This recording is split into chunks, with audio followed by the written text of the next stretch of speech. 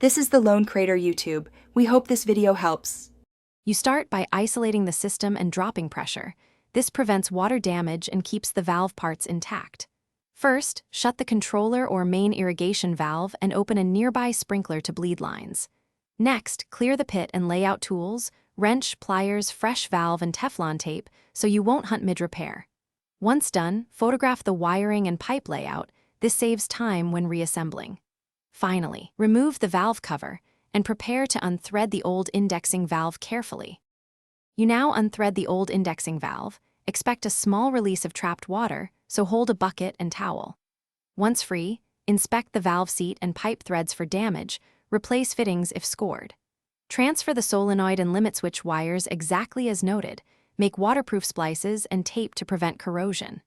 Install the new valve using Teflon tape on male threads for a leak-proof seal.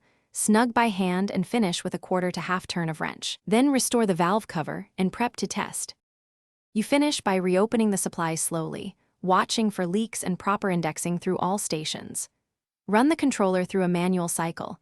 If indexing skips, adjust the cam or indexing screw per the valve markings, then retest. Make sure all electrical connections are tight and sealed. Intermittent contact causes missed indexing. If problems persist, verify the 24V transformer output and solenoid continuity with a meter. Replacing a burned solenoid is cheaper than redoing plumbing.